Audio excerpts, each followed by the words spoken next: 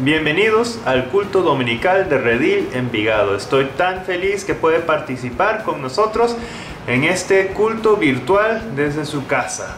Si es su primera vez, bienvenidos. Ahí vamos a hacer la lectura de escritura de Hechos 12. Vamos a continuar a un tiempo de oración, de canciones, de anuncios, ofrendas y terminamos con el mensaje. Disfruten nuestro culto dominical.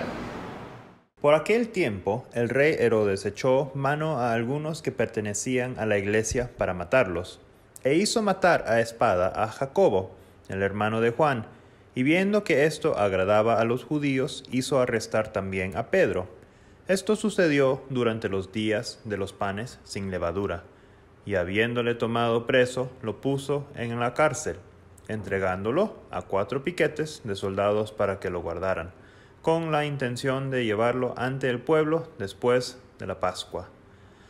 Así pues, Pedro era custodiado en la cárcel, pero la iglesia hacía oración ferviente a Dios por él. Y esa noche, cuando Herodes estaba a punto de sacarlo, Pedro estaba dormido entre 2 soldados, sujeto con 2 cadenas, y unos guardias delante de la puerta custodiaban la cárcel.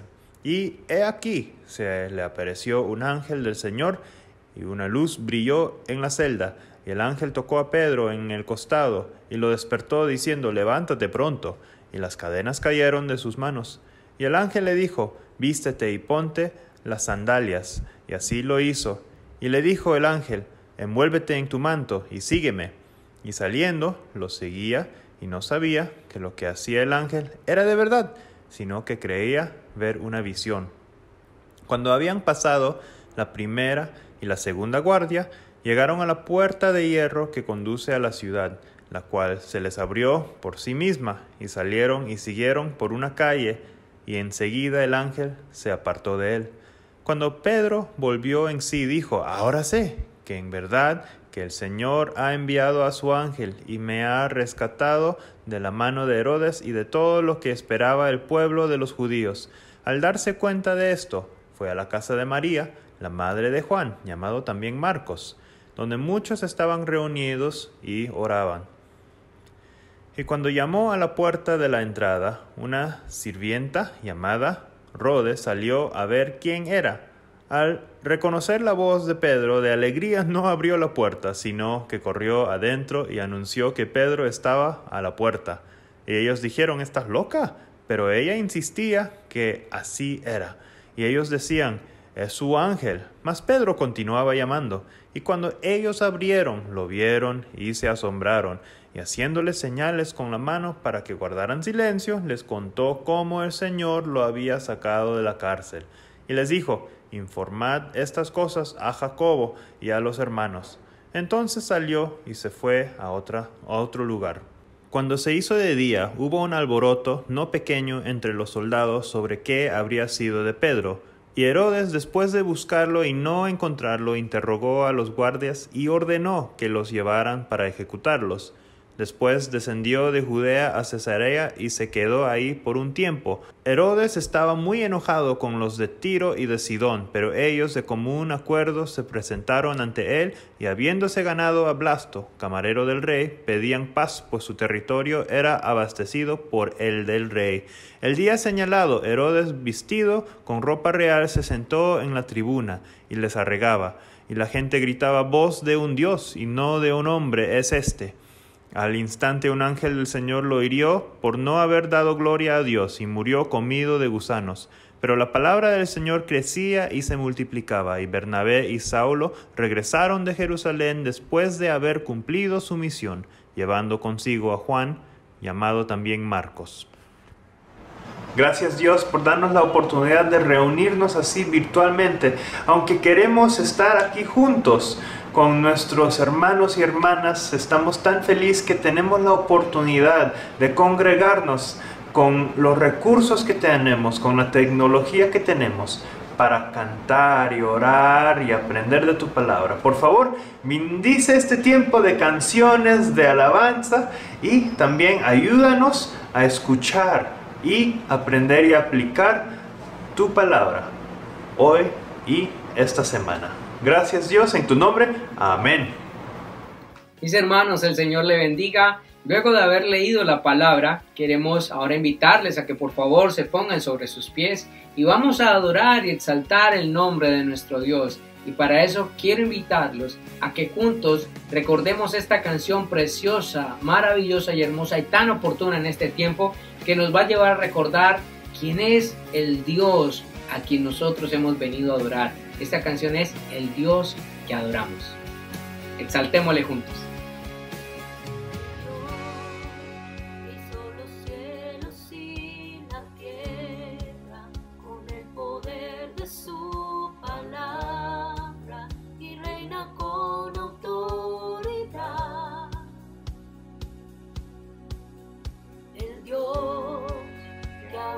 Vientos le obedecen, una palabra es suficiente para los muertos levantar. Nadie es como él, oh gran yo soy, tú eres el Dios que adoramos, todopoderoso y soberano, grande en misericordia y poder para salvar.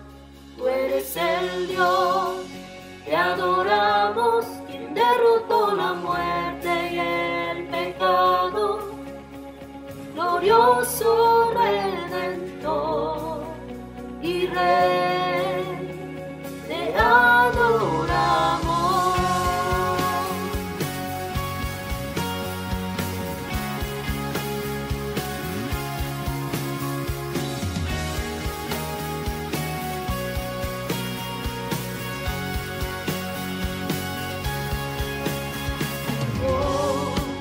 Que descendió desde su trono para llevar sobre sus hombros nuestra culpa y transgresión.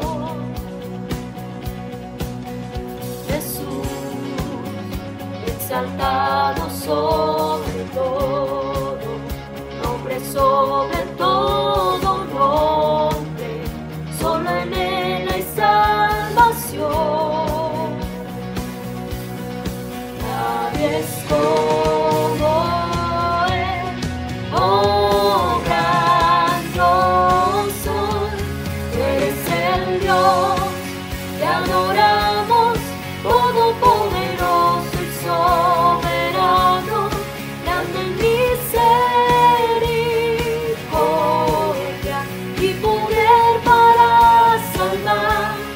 Tú eres el Dios que adoramos, quien derrotó la muerte y el pecado, glorioso Redentor y Rey, te adoramos.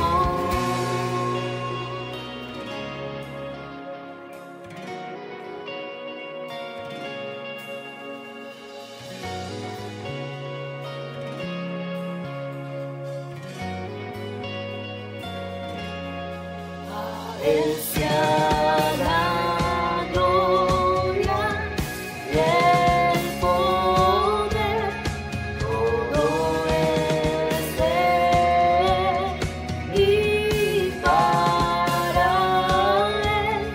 A él sea la gloria y el poder, todo es de él y para él.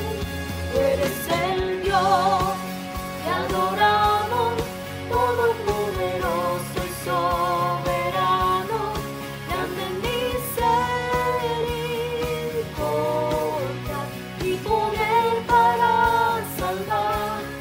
Tú eres el Dios que adoramos, quien derrotó la muerte y el pecado, glorioso Redentor y Rey, te adoramos. Señor, damos gracias por tu misericordia, por tu bondad, por recordarnos quién eres tú, pero también lo que tú has hecho por nosotros. Padre, perdónanos todas las veces que nos hemos rebelado contra ti, de muchas maneras, de múltiples formas. Y hoy queremos recordar, Señor, en esta mañana, lo que tú has hecho por nosotros. Tú has tenido misericordia, tú has tenido compasión de nosotros. Por lo tanto, queremos que nuestra vida seas tú, que nuestra vida sea Cristo. Aleluya, mi vida es Cristo. Aleluya, Jesús es mi todo.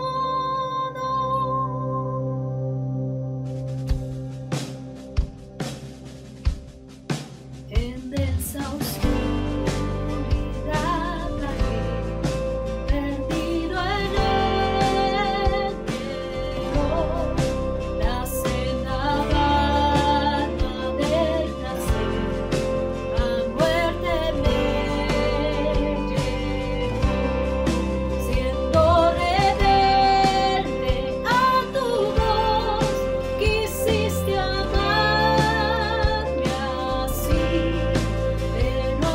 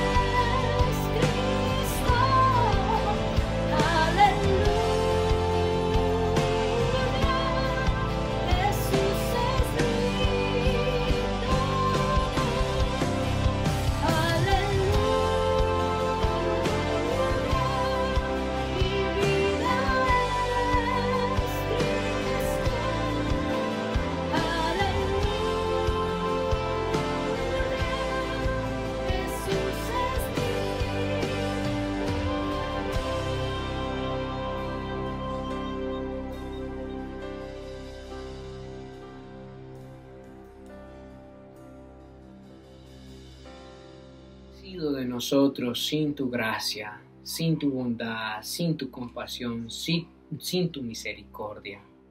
Padre precioso, la gracia que tú nos has extendido es grande.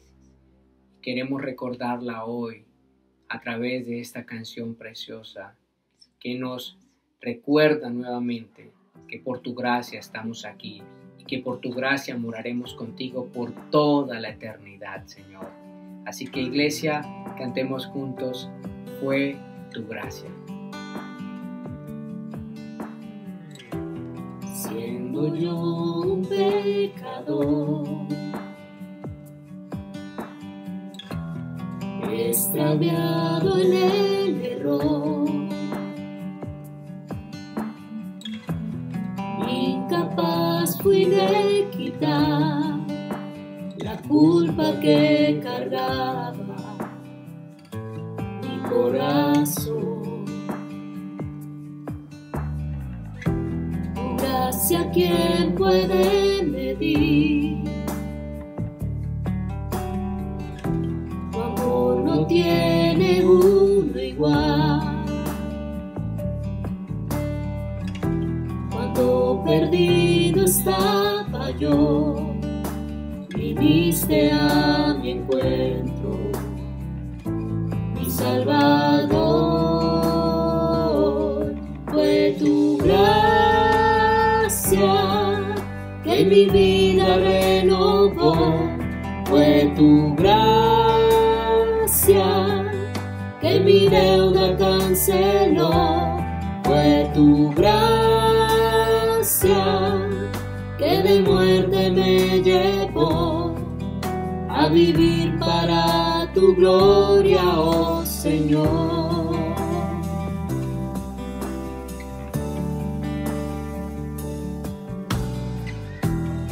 En la cruz donde murió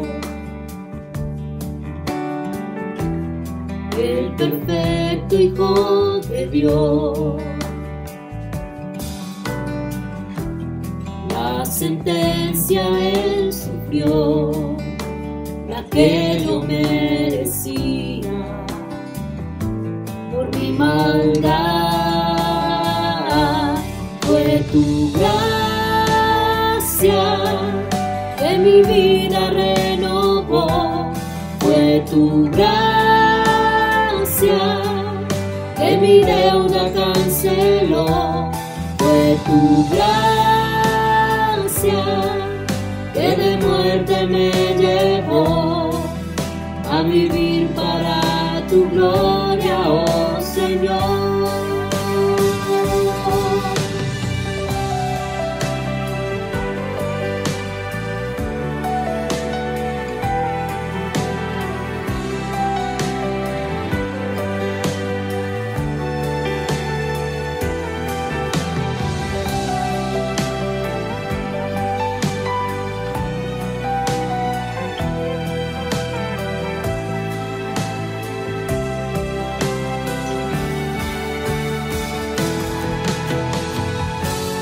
Gracia me ha traído aquí,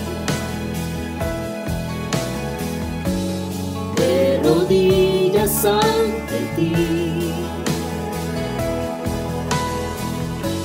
maravillado al comprender que a tu Hijo entregaste en mi lugar.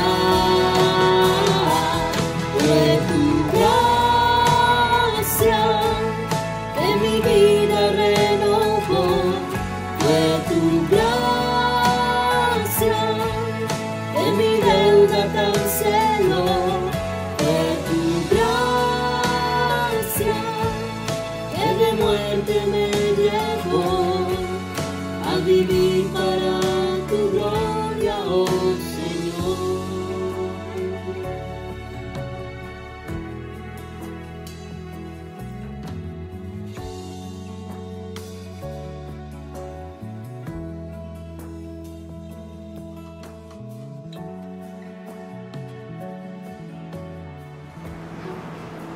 Bueno, tengo la oportunidad de compartir con ustedes los anuncios para esta semana.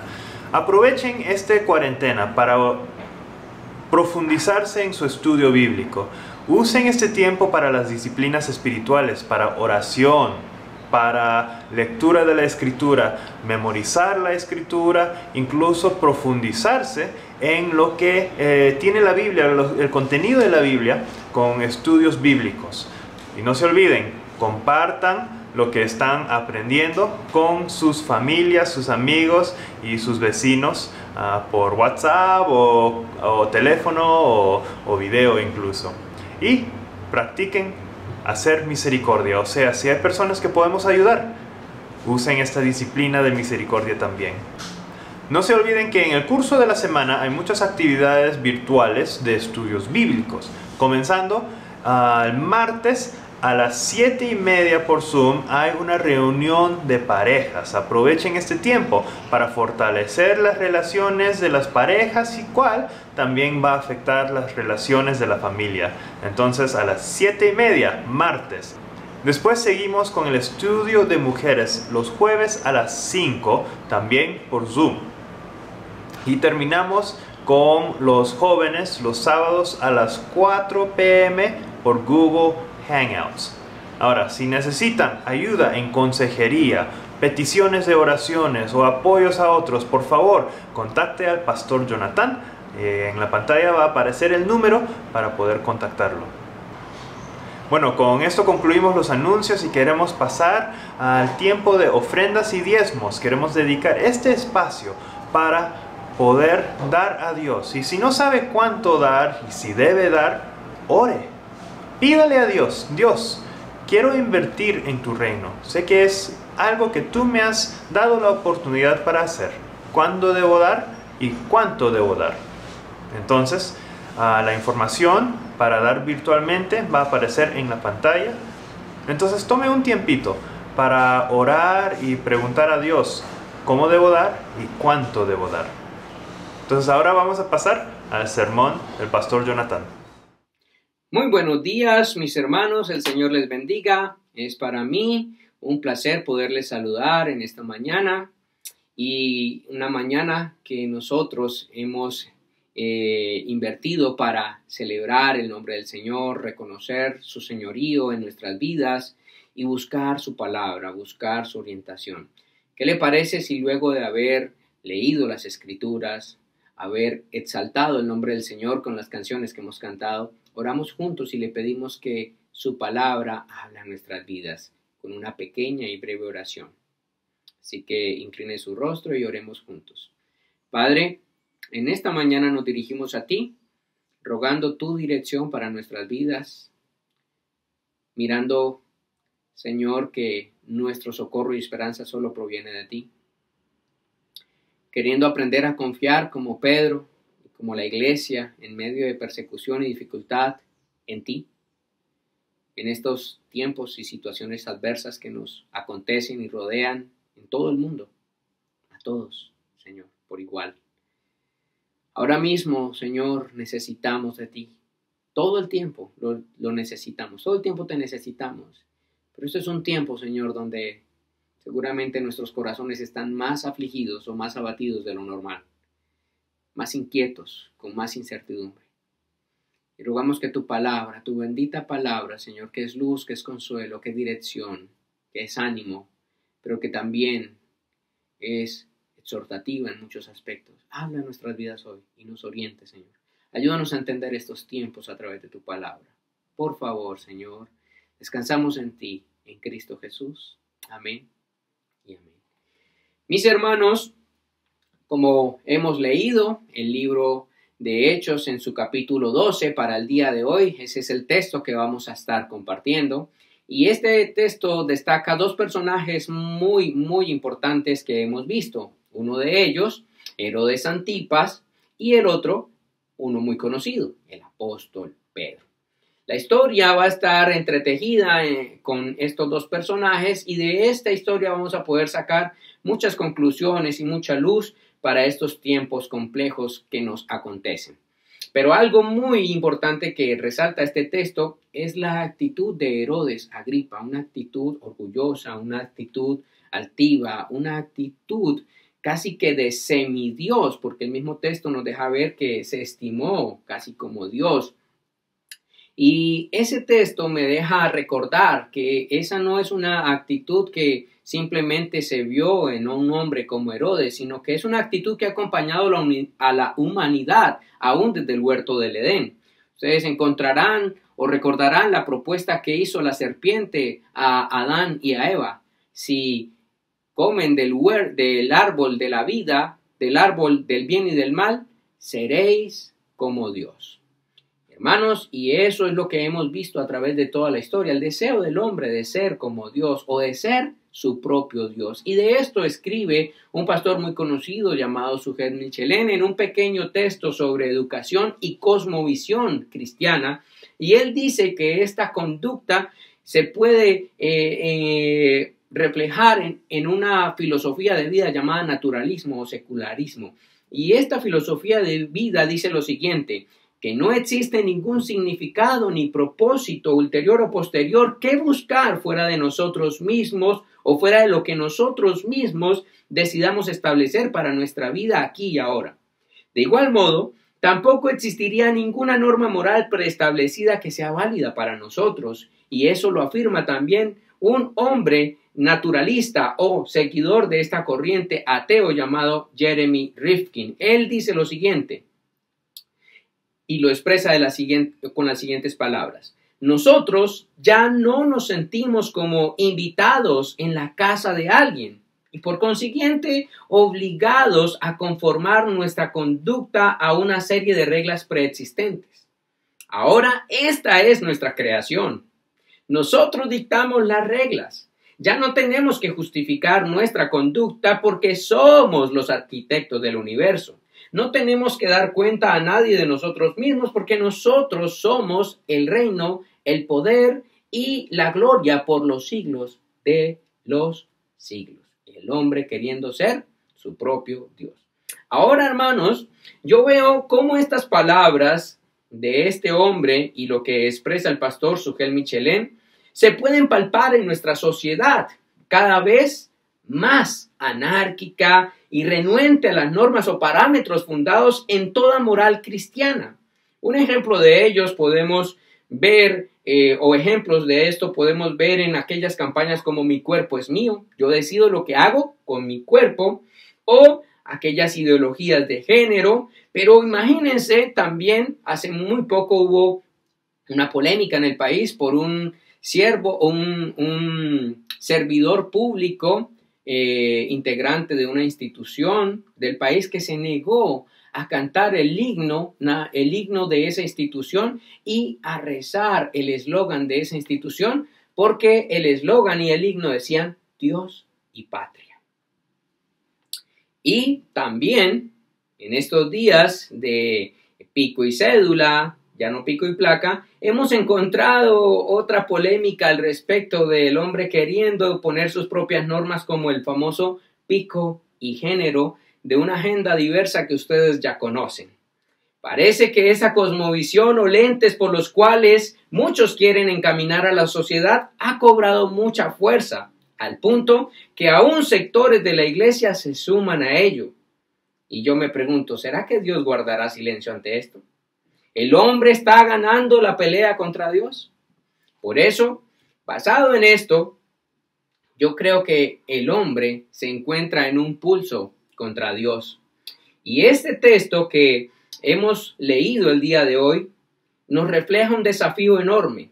Y bien es cierto que el ser humano se ha envanecido y ha hecho de sí mismo la medida de todas las cosas aparentemente, e ignorando intencionalmente a Dios como su Señor, su soberano y el soberano de toda la creación, y su palabra está abiertamente en oposición a la palabra del Señor. Ahora bien, hermanos, de esta infamia también hace parte algunos que se denominan pueblo de Dios. Por eso el mismo texto que estamos abordando el día de hoy nos da una respuesta importante que será el eje central en el cual nosotros basaremos este sermón. Y es un llamado de Dios al hombre para que no entremos en un pulso contra Él, porque Él guarda celosamente, o Él guardará celosamente su honra. Hermanos, Domingo a domingo nosotros hemos visto cómo la mano de Dios en el libro de Hechos ha guiado, extendido, sustentado, guardado, librado, levantado y protegido su iglesia. Ahora se encuentran ante un nuevo desafío. ¿Cómo enfrentan los cristianos un tirano que parece tener todo a su favor? Poder político, poder religioso. ¿Quién es ese tirano? Herodes Agripa. Pero ellos han de recordar algo muy, muy importante, muy valioso, y que va a ser el tema que también va a traer consuelo a nuestras vidas en esta mañana, y es que en todo tiempo, la mano del Señor, su mano, es el mejor lugar y refugio para todo cristiano. Ahora, ¿en qué mano nos encontramos nosotros? Quiera Dios que no estemos en un pulso contra Dios, sino mejor que libremos esta situación de la mano de Él. De hecho, les estoy diciendo que el título de esta predicación será, o lo he denominado, un pulso contra Dios. Y he dividido este capítulo 12 del libro de Hechos en 3 pequeños encabezados: la mano del hombre, la mano de Dios y los efectos de este pulso. Teniendo esto en mente, hermanos, y esta pequeña introducción, ahora les invito a que por favor entremos en nuestro primer encabezado de un pulso contra Dios. Nuestro primer encabezado es la mano del hombre. El hombre gobernando para su propia gloria, y eso lo vamos a ver en la lectura del versículo 1 al 5. Y para ello quiero darles algo de contexto de este texto que estamos abordando. Ya ustedes vieron hace 8 días cómo el texto termina diciéndonos que la iglesia de Antioquía comisiona a Pablo y a Bernabé para llevar una ofrenda a los hermanos de la iglesia en Jerusalén a causa de una hambruna que se estaba presentando o que se iba a presentar. Y precisamente esta es una época que se está pasando por hambre. Hay un nuevo gobernador, Herodes Agripa. Parece que hay impopularidad en medio del pueblo judío a causa del avance de la iglesia haciéndose cada vez más grande, y es un tiempo también muy particular. Se nos nombra en uno de los textos que se encuentran en medio de la fiesta de los panes sin levadura. Ciertamente este es un tiempo que se da o se suscita en medio de 3 fiestas importantes. La primera de ellas, la Pascua, que simbolizaba la liberación de la muerte en Egipto por medio de un cordero. Y ustedes recordarán eso.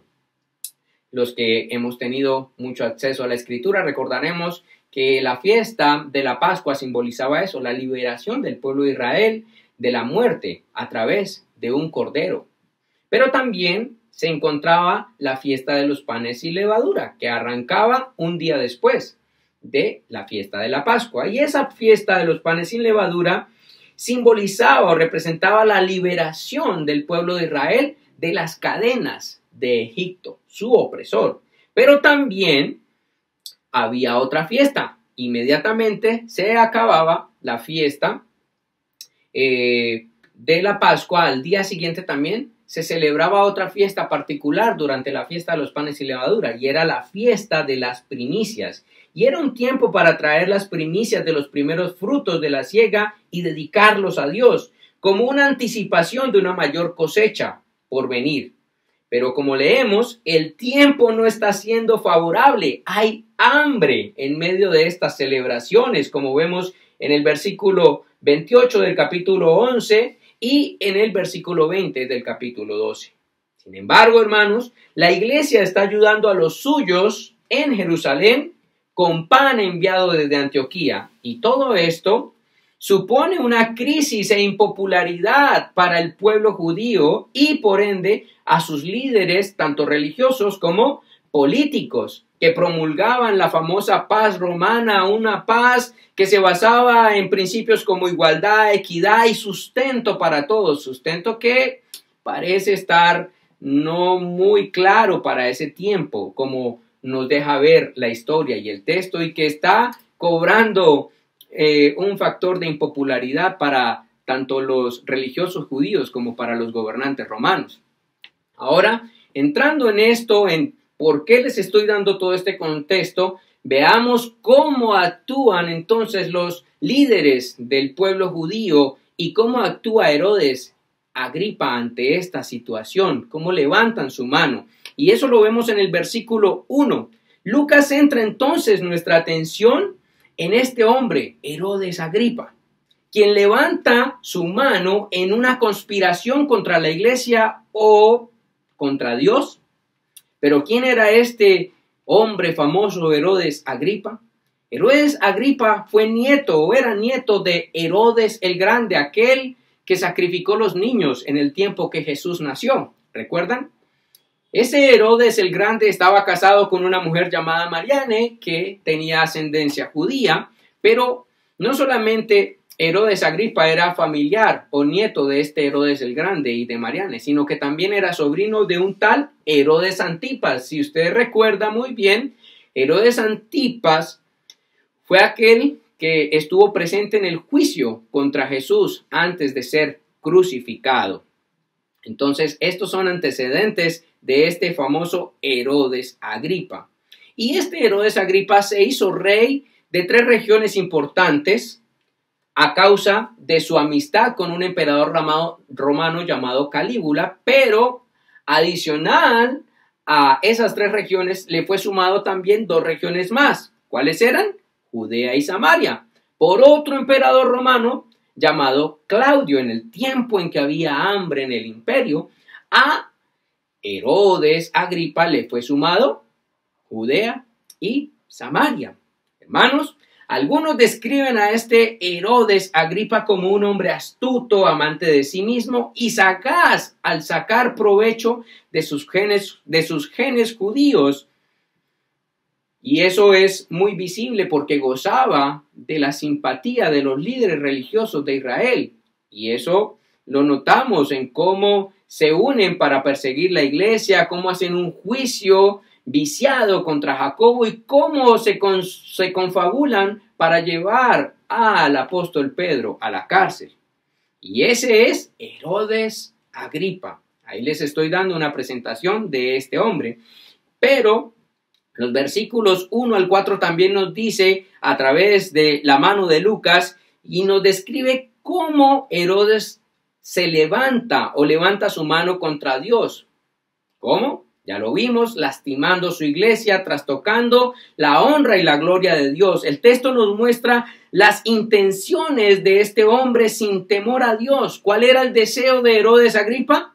Maltratar a algunos creyentes y termina asesinando a Jacobo, el hermano del apóstol Juan, a quien dio muerte por un juicio a través de la espada, basándose aparentemente en la Biblia. Herodes hizo un juicio basado en la Escritura, con el apoyo de los líderes religiosos de Jerusalén.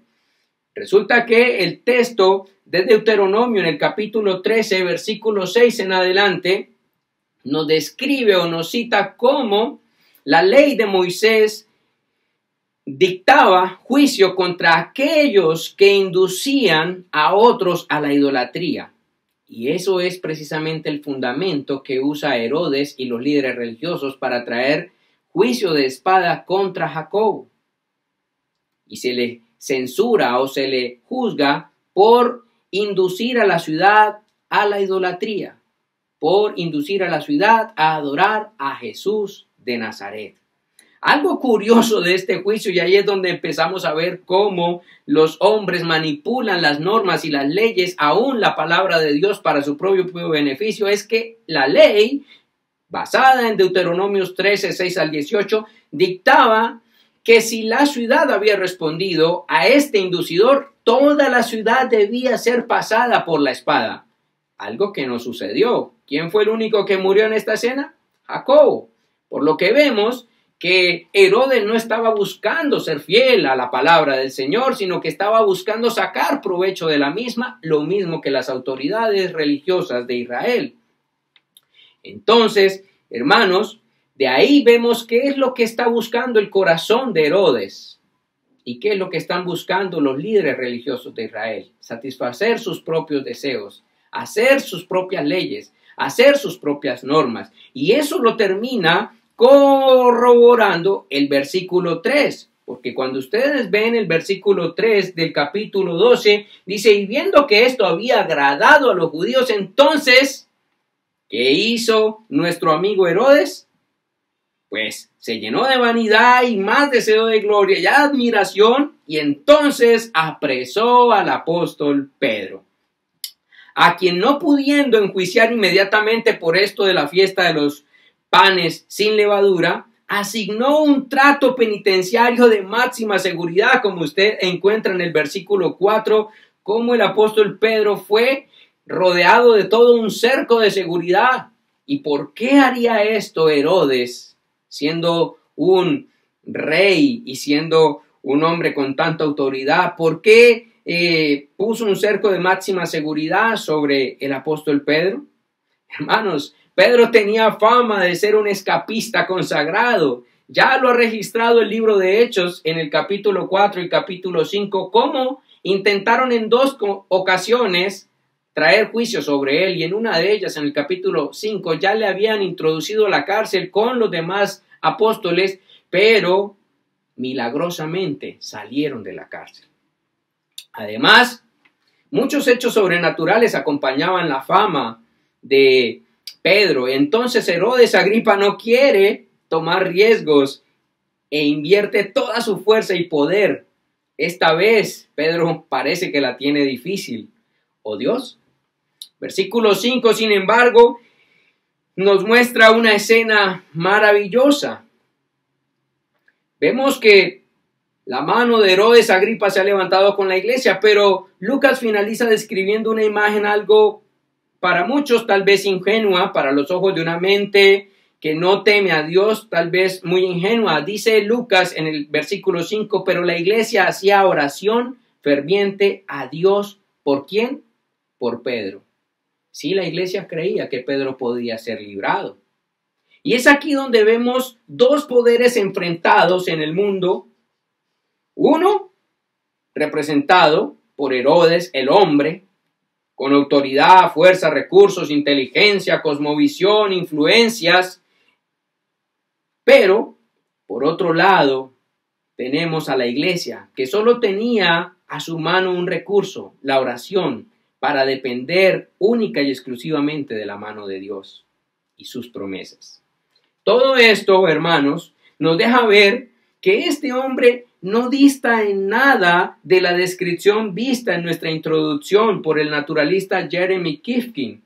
Herodes estaba buscando su propia gloria y para ello hizo uso del imperio y de la religión judía sin advertir que estaba transgrediendo de esta manera linderos peligrosos, senderos exclusivos del Creador, como lo dice el libro de Éxodo y Deuteronomios, donde se da la introducción a los 10 mandamientos.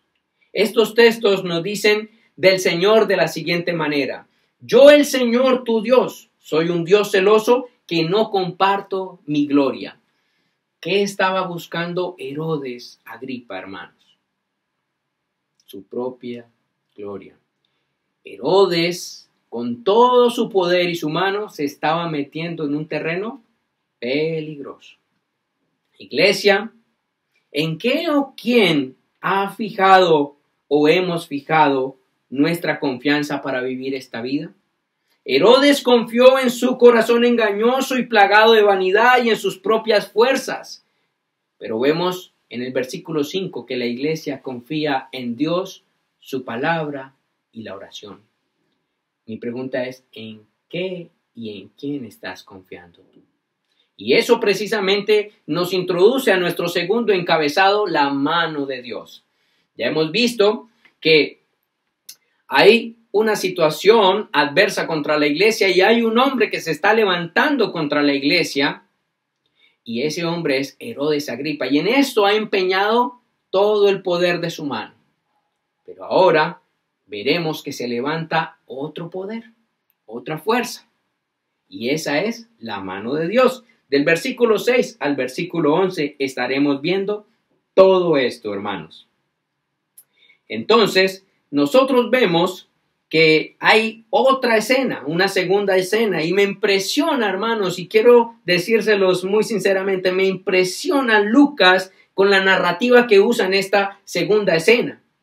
Cual artista busca resaltar cada detalle de la liberación del apóstol Pedro del versículo 6 en adelante, como un acto indiscutible obrado por la mano de Dios, de manera que no quedara duda a su audiencia y a los que leemos hoy la palabra, que solo un acto sobrenatural, obrado por la mano de Dios, sería capaz de tal hazaña. Además, le suma la asombra tranquilidad del apóstol Pedro en medio de esta situación. Hermanos, sí, Pedro está tranquilo aun cuando su amigo, su hermano en la fe y apóstol con él, Jacobo, acababa de morir algunos días. Pero dice el texto que Pedro estaba durmiendo tranquilo. Lucas se encarga de dejarnos testimonio de ello. ¿Cómo alguien puede estar tranquilo en medio de una circunstancia como esta? Los versículos 6 al versículo 10 nos muestran un plan maestro en ejecución, o el plan del maestro. Pedro está encadenado a 2 soldados, literalmente encadenado. Sus manos están encadenadas a 2 soldados. Pedro está puesto en una celda. Pedro está despojado de sus vestidos, de su calzado. De fuera de la celda hay 2 soldados más, y por lo que vimos en la narración de la liberación encontramos que aparte de salir de la celda hay 2 puertas más, o sea, 2 cinturones más de seguridad por 2 soldados más, y al final hay que atravesar una puerta de hierro. Hermanos, todo esto está rodeando a Pedro. Y el texto narra que el ángel enviado por Dios no obró un rescate silencioso, que pasara inadvertido, no. Dice el texto literalmente que el ángel enviado por Dios a liberar al apóstol Pedro encendió la luz, o iluminó, mejor dicho, la celda donde se encontraba Pedro encadenado a 2 soldados. Iluminó la celda donde fuera había una cantidad de guardias romanos. El texto dice que Herodes había asignado 4 grupos de 4 soldados cada uno para custodiar a Pedro durante los 7 días que duraba la fiesta de los panes sin levadura. Además, dice el texto que el ángel no solamente iluminó la celda, sino que movió a Pedro para despertarlo, le habló, le dijo: Pedro, levántese, mi hijo, vístase, póngase las sandalias, cíñase su ropa, vístase, envuélvase en su túnica, vamos, hermano. Además, el texto dice que las cadenas cayeron.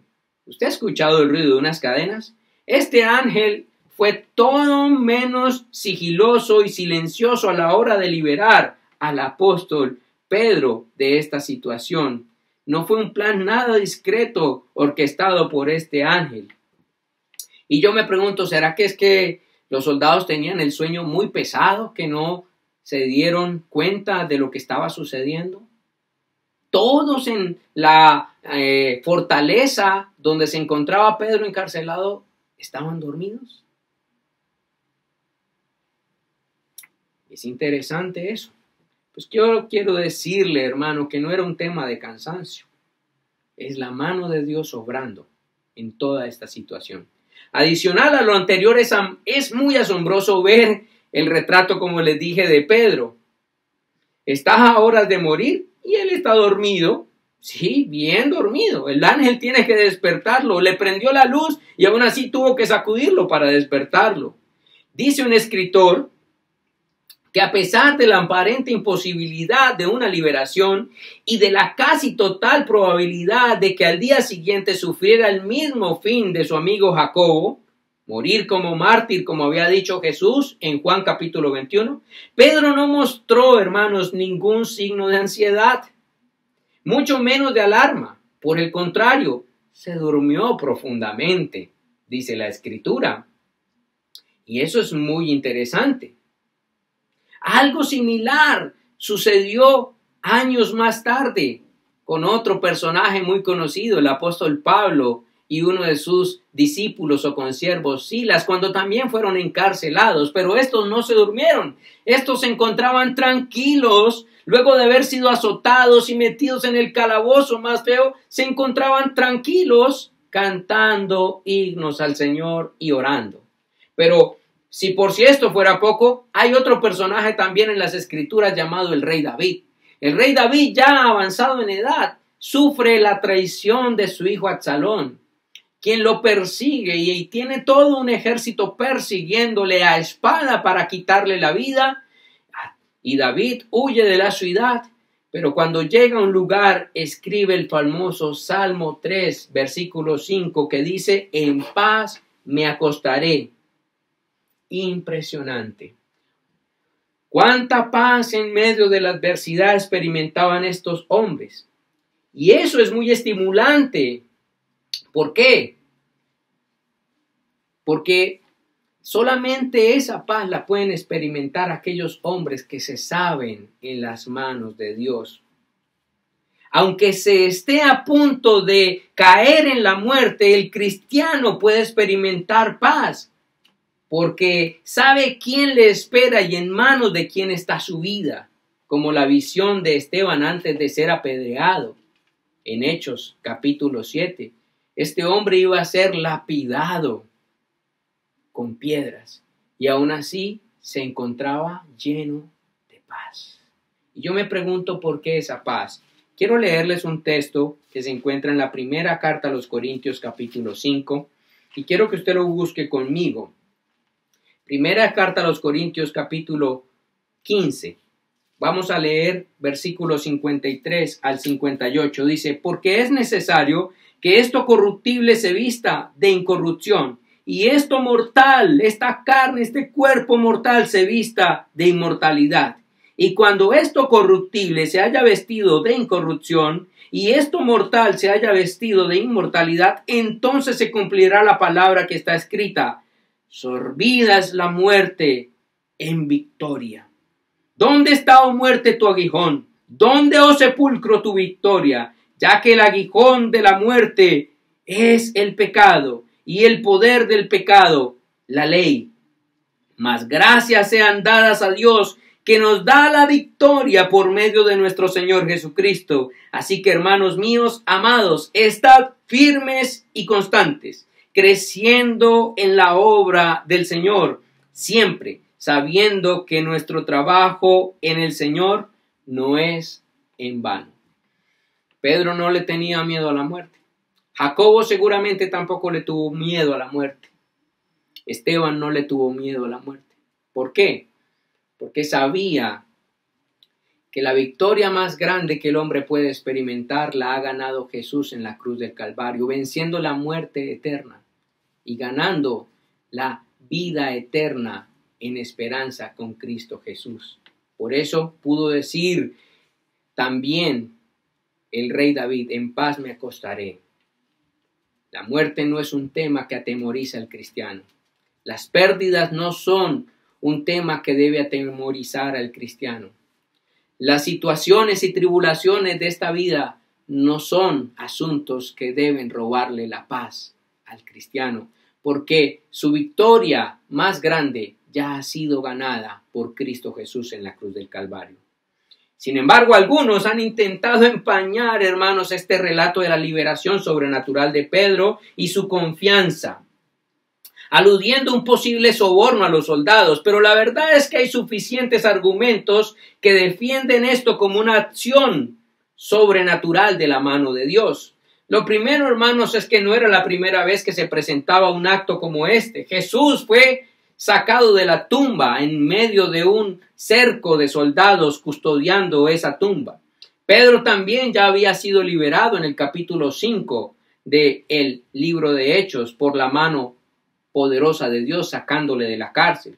En segundo lugar, se encontraba la pena de muerte que implicaba para los soldados el que un reo sentenciado a muerte se les escapara. Tercero, Dios, hermanos, ha obrado en esta fecha de la fiesta de los panes sin levadura otras liberaciones trascendentales que yo quiero recordarles. Una de ellas, la esclavitud de Egipto. Segundo, la liberación del ejército egipcio cuando les perseguían en el Mar Rojo para quitarles la vida. Otra liberación que se obró trascendentalmente en este contexto de la fiesta de los panes sin levadura fue la de Israel, cuando obtuvo la victoria ante los muros de Jericó. Pero también encontramos en el libro de los Reyes otras victorias trascendentales de liberación del pecado por medio de las reformas de Ezequías y Josías en medio de esta fiesta de los panes sin levadura. Sin embargo, todas estas son oscuras. Todas estas no son equiparables a otra liberación trascendental que sucedió en medio de la fiesta de los panes sin levadura. ¿Y cuál fue esa? La más grande de todas. En Jesús, con su resurrección, obrando una liberación real del dominio del pecado, de la muerte y la condenación. Y esta nueva liberación de Pedro en ese contexto no era más que otro eco de esa gran liberación obrada por Cristo a través de su resurrección, ganando la victoria más grande para el ser humano, y es ser libre del pecado y de la condenación eterna. Por eso, el versículo 11 termina diciendo: cuando Pedro volvió en sí, reconoce una vez más el poder libertador de la mano de su Señor, de su Creador, de su Rey, de su Dios, sin que él mismo hubiese hecho algo en este proceso, más que descansar en su mano. Y esto es uno de los mensajes centrales de este texto. Como diría un escritor llamado Simon Kistemaker, él dice: en los tiempos de encarcelamiento de Pedro, cuando se quemaba la vieja levadura, los judíos en Jerusalén simbólicamente se despojaban de la maldad de sus corazones y vidas. Pero al tiempo que hacían esto, esperaban el juicio contra Pedro y su subsecuente muerte. Por el contrario, el simbolismo de la liberación en la celebración de la Pascua se hizo una realidad, pero en Pedro, cuando el ángel lo liberó de la cárcel. Mientras el hombre falla en limpiarse a sí mismo de su pecado y de su maldad, Dios demuestra y estaba demostrando su fidelidad al liberar a Pedro. De esta manera, hermanos, Lucas está apuntando a la verdad central que Dios estaba dándole a su pueblo en este texto. ¿Cuál era la plaga de la cual necesitaban ser librados y cómo? No era de un mero asunto externo, la levadura, sino de sí mismos, y una muestra de ello era ver en quién estaban poniendo ellos su confianza, la mano de Herodes y no en la mano de Dios. Y eso despierta para mí un llamado a la iglesia. Iglesia, no seamos nosotros hallados pulseando contra Dios. Su mano y el evangelio es todo lo que necesitamos para experimentar paz y esperanza, aún en medio de gran tribulación.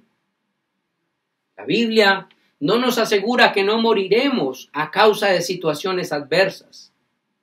La Biblia no nos asegura que nosotros seremos ricos y extremadamente ricos y nunca la riqueza nos va a faltar. La Biblia no nos asegura una vida llena de salud y vitalidad todo el tiempo. La Biblia no nos asegura una vida sin contratiempos y dificultades. Pero hay un mensaje que la Biblia sí hace retumbar fuertemente y para que nosotros no lo perdamos de vista y no perdamos la paz. Y es que la victoria más grande ya está asegurada. Teníamos un opositor enorme que se llama el pecado y traía condenación eterna para el ser humano. Pero ese opositor fue vencido en la cruz del Calvario por Cristo. Y con esa victoria asegurada, por eso el apóstol Pablo escribe en esa primera carta a los Corintios, capítulo 15. Yo le invito a que lea ese capítulo en su casa con detenimiento y si quiere súmele también el capítulo 8 del libro de Romanos, versículo 28 al 39. Como Pablo dice: ya estoy tranquilo. El Señor ha ganado la victoria para mí. Si muero, no tengo problema. Si pierdo todas las cosas, no tengo problema. Si me quedo en la calle, no tengo problema. No me afana el día de mañana, porque para mí el vivir es Cristo y el morir es ganancia. Y esto nos lanza a nuestro último encabezado, nuestro tercer y último encabezado, habiendo visto que el ser humano se encuentra en un conflicto con Dios, un pulso contra Dios por su propia mano, pero hemos visto también cómo Dios muestra el poder de su mano. Ahora veremos los efectos de este pulso para que nosotros lo tengamos presente al día de hoy. Lucas finaliza este relato histórico dejándonos ver con claridad tres aspectos muy importantes a destacar. Primero, el efecto que esto produjo sobre la iglesia.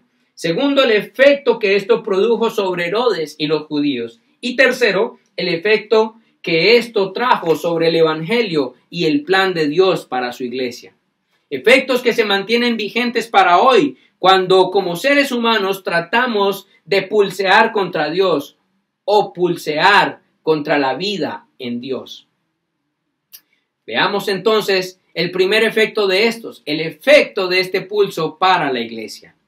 Sobre la iglesia podemos observar a Pedro buscando a los hermanos en esa misma hora. Seguramente era de noche aún. Y al llegar a la casa de una hermana, donde se reunían seguramente para orar, como se nos dice desde el versículo 5 del capítulo 12, y tal vez harían muchas otras cosas allí. Parece que la costumbre era reunirse en esta casa, y vemos en la escena del versículo 12 al 17 una mujer llamada Rode, y dice que era sirvienta. Y esta mujer atiende al llamado del apóstol Pedro y sale corriendo a dar la noticia intensamente, insistentemente a los hermanos, y se genera un pequeño debate en medio de esta situación, donde se le dice a Rode que ella está loca y que posiblemente no es Pedro, sino que es su ángel, porque recuerden, era el último día y ya prácticamente ya era de noche y ya eran las horas de la madrugada. Y esto deja ver que aun cuando la iglesia confía en Dios, al estar ante situaciones adversas por mucho tiempo y al ver que la mano del Señor no ha respondido en el tiempo que ellos esperan, entonces parece que la fe empieza a mermar. Sin embargo, hermanos, Dios nos sorprende con esta escena maravillosa. Aunque hay una iglesia resignada pensando que no es Pedro, sino tal vez su ángel o su espíritu, y que seguramente se está repitiendo lo que pasó con Jesús, que es su espíritu aparentemente el que está viniendo a presentárseles. Dios levanta el ánimo de ellos, al igual que en la resurrección de Jesús. Por medio de esta mujer les anuncia buenas nuevas, y ellos ven que el Señor está con su iglesia y obrará a su tiempo. No en el tiempo que nosotros muchas veces esperamos, porque dijo de repente. El asunto no se trata de cuándo Dios obra, sino una pregunta muy importante que podríamos hacernos. ¿Hallará fe el Señor en su iglesia? Quiera Dios ayudarnos a permanecer con un corazón como el de Rode, sencillo, confiado, dependiente y fiel a la voz de Dios y sus promesas. Imagínense. ¿Sabe Dios cuántos líderes de la iglesia se encontraban reunidos en esa casa de la mamá de Juan Marcos? ¿Sabe Dios cuántos hombres ahí llenos de Biblia y de la palabra del Señor estaban ahí reunidos? Y ante el anuncio de Herodes, por causa de que ya estaban en el límite del tiempo y pareciera que la sentencia sobre Pedro ya se había ejecutado, dudaron. Pero Rode creyó. Quiera el Señor acompañarnos a nosotros con un corazón como el de Rode que cree. Pero luego de eso vemos otro efecto importantísimo a destacar, y es el efecto que el pulso de Dios contra el hombre produjo sobre la vida de Herodes. Y vemos aquí una cadena de eventos como efecto de este pulso. Primero, un alboroto no pequeño. El escapista lo hizo otra vez. Sí, señor. Herodes hizo levantar a toda esa fortaleza donde había introducido a Pedro. ¿Cómo así? Otra vez escapó este hombre. Primer efecto es que confundió a los fuertes en su fortaleza. El segundo efecto es que el todopoderoso Herodes Agripa fue humillado y avergonzado en su fuerza, y por eso ordena la ejecución de los guardias y desciende a Cesarea, la fortaleza romana en la región, derrotado por un pescador o por la mano de Dios. Tercer efecto sobre este hombre es que nuevamente el complot de los líderes religiosos judíos es desbaratado por tercera vez ante Pedro. Y recordemos las palabras de Gamaliel por allá en el capítulo 4 del libro de Hechos, que le advierte a los líderes religiosos de Israel: no seáis hallados luchando contra Dios. Estos hombres han pasado los años y siguen tercos. Seguramente tú has escuchado la palabra del Señor por mucho tiempo y sigues como estos hombres, levantándote contra Dios. Cuarto, vemos que el tirano es juzgado. Lucas relata una escena aquí y cita un evento donde unos hombres de Tiro y de Sidón vienen por asuntos de provisión alimenticia a implorar o a pedir el favor de Herodes. Tal vez sigue la hambruna que se nos registró en el capítulo 11. Y este Herodes, luego de hablar con ellos, se permite ser arengado o exaltado como un dios. Según narra Lucas y además otros historiadores de la época como Claudio Josefo y Eusebio en el siglo IV-V después de Cristo, registran este suceso donde se puede ver la caída de Herodes Agripa literalmente comido de gusanos, pues este hombre intentó nuevamente elevar su mano y su propia gloria y su vida por encima de Dios. Y no hemos de olvidar, como yo introduje el tema, como dice Éxodo 25 y Deuteronomio 5:9, que Dios es un Dios celoso. Y así lo afirma él mismo. El mismo Dios lo afirma así. Y él no tomará por inocente a todo aquel que intente suplantarlo. Y no permite que nadie tome su gloria. Y esto nos lleva al último efecto de este pulso del hombre contra Dios, versículos 24 al 25. Hermanos, nuestro relato termina con dos afirmaciones acerca de este pulso contra Dios. La primera de ellas es que la palabra del Señor Jesucristo, crecía y se multiplicaba mientras las palabras de Herodes y de los líderes religiosos de Israel decrecían. La palabra del Señor no pudo ser silenciada, encerrada, acabada, como él mismo lo había prometido, y así sigue sucediendo en este tiempo, 19 siglos después aproximadamente. La palabra de Herodes fue acallada, la palabra de Cristo fue levantada. La palabra de Herodes fue silenciada, la palabra de la iglesia y del evangelio fue multiplicada. Hermanos, en este tiempo, ¿dónde están las filosofías de los hombres? ¿Dónde están las arengas de los hombres contra Dios? En este tiempo han sido silenciadas, pero la palabra del Señor está llegando a muchos más hogares y sigue multiplicándose. ¿No le parece maravilloso? Eso sigue cumpliéndose hoy. Pero el segundo efecto que nos deja ver aquí es cómo Bernabé, Pablo y ahora Juan Marcos, luego de haber traído consuelo a la iglesia acerca de la hambruna que les fue comisionada en el capítulo 11 del libro de Hechos, por la providencia de Dios, no de ellos.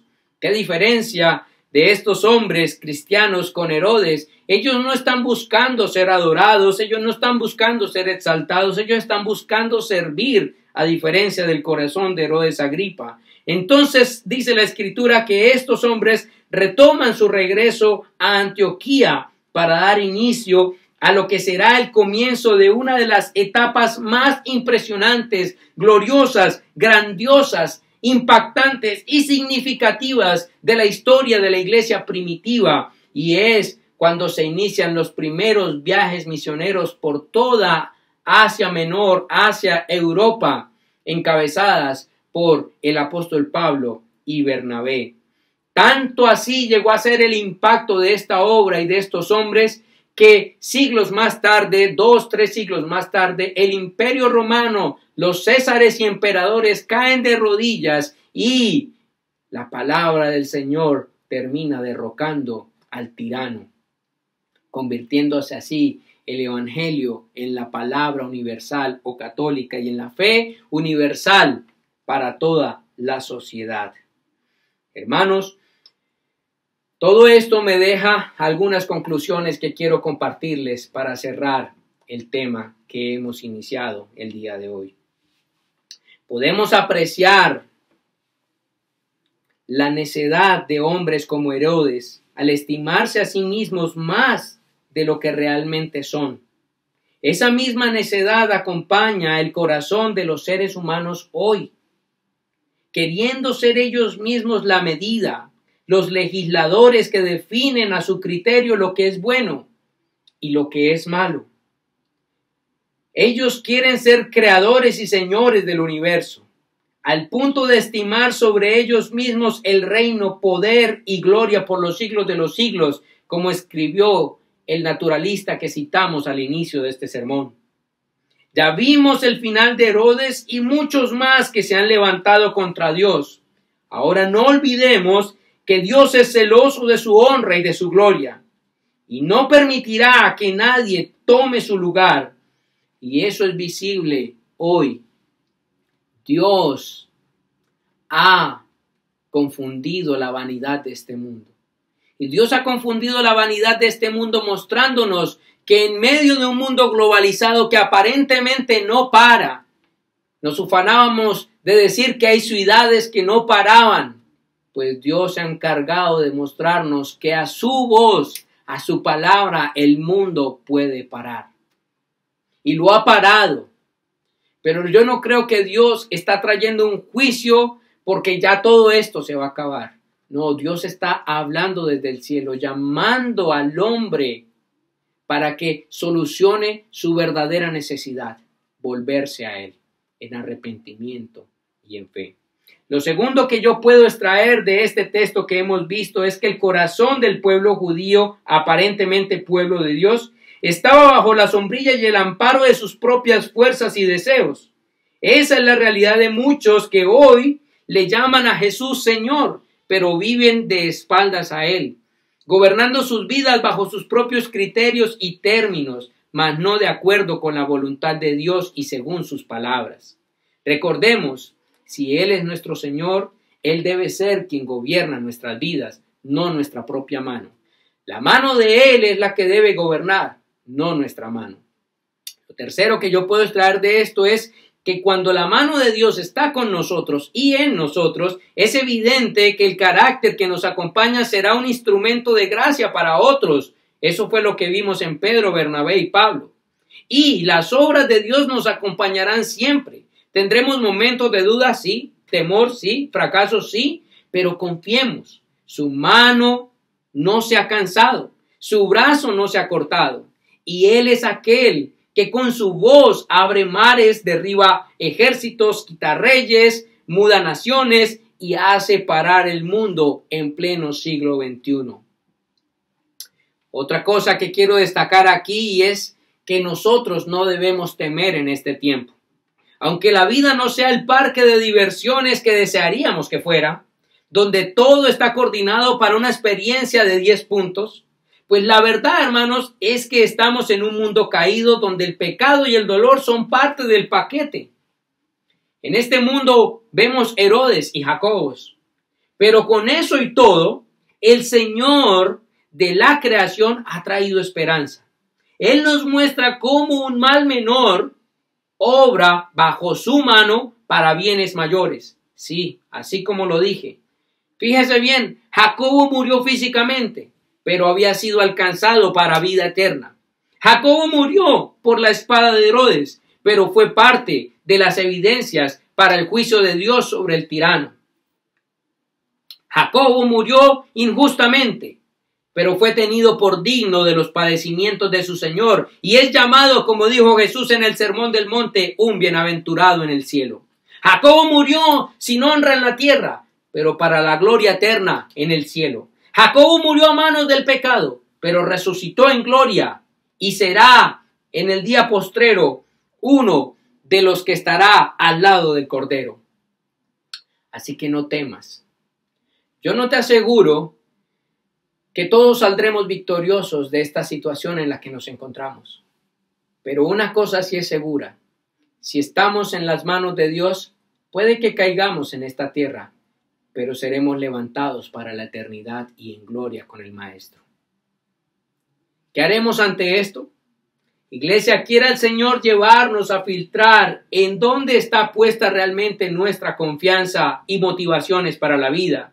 ¿Qué criterios están definiendo mi manera de vivir, elegir, pensar, actuar, proyectar, soñar e invertir?